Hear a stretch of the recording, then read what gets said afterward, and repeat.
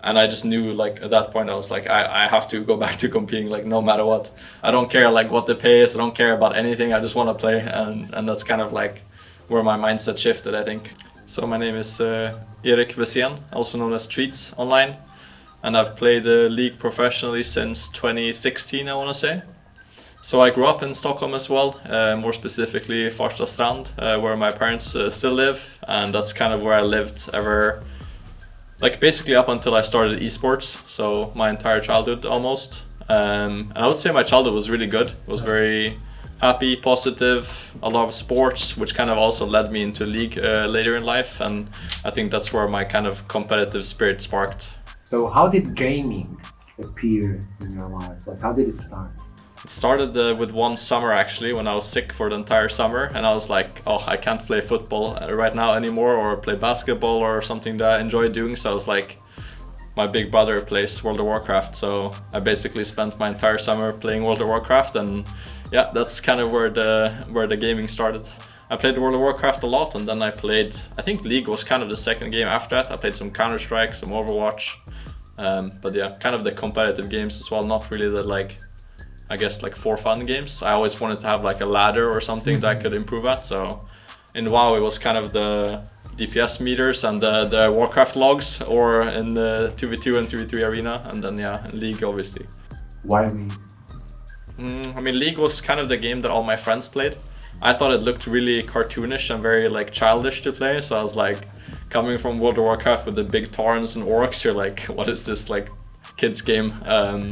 But the competitive aspect kind of held me in and kind of kept me interested, even though I thought the graphics back then looked very silly. This was like season 2-ish, but now it's kind of a different game. When do you start looking into this game as, this could be my future?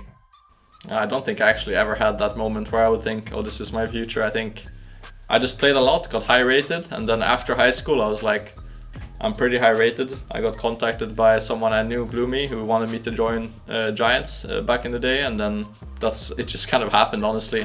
There wasn't like, wow, I really want to do this. It was just, this is fun and sounds cool, let's go for it. Do you remember the first big tournament? The first big time you stepped on stage? Mm-hmm. How was it like? I remember I was really nervous for my first tournament.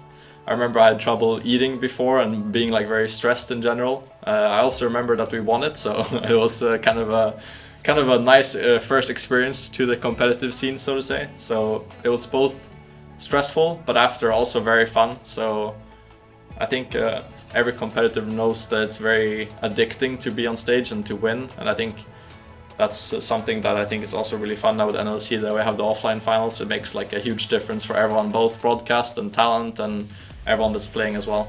Do you remember your first big challenge? I remember, at least mentally, was on Movistar Riders when we had a 10-man roster and I was on the second roster, so to say. And I remember there was something with my gameplay where like nothing felt like it clicked, and I didn't really know why. It felt like every combo I did failed, every 2v2 I took failed, and like every jungle gank was just bad. It was just like everything was failing kind of.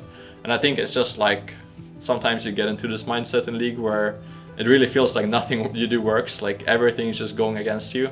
But it is just like a mindset thing, and you can kind of fix it if you try to refocus and think kind of logically about the game and what's happening and why. So I think that's kind of been like up and down after that in my career, and you have those moments still where you're like, wow, I don't know why this didn't work, but it didn't. But I remember that clearly on Movistar when I was like, wow, am I just this bad, or like or like what's going on? What was the hardest thing you had to sacrifice to be who you are today?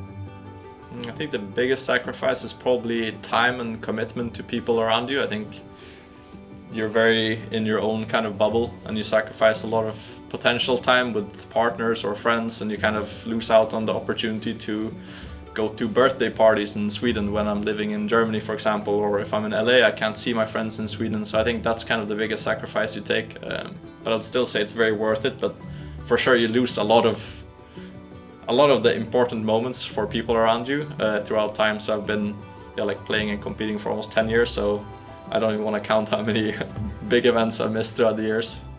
What is that match that you remember like, oh, I love this one. This was a career defining one? Even though I actually wasn't on stage, I remember Academy finals in NA. I think it was 2019 spring, I want to say, when we won. And I was playing from Canada, and I was playing on really high ping, but I just knew in my head that we'd win for some reason. I think every competitor has probably also felt that when they just know that the game is going to be a win.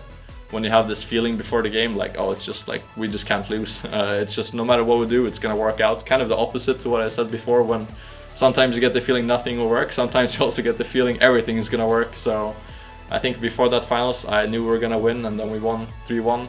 And it was kind of just like a, okay, now I won Academy and I knew I would do it, so like, what's next kind of, and that was really hype. What's your most iconic play? Probably still is my Hex Flash against Mad Lions on Alistar.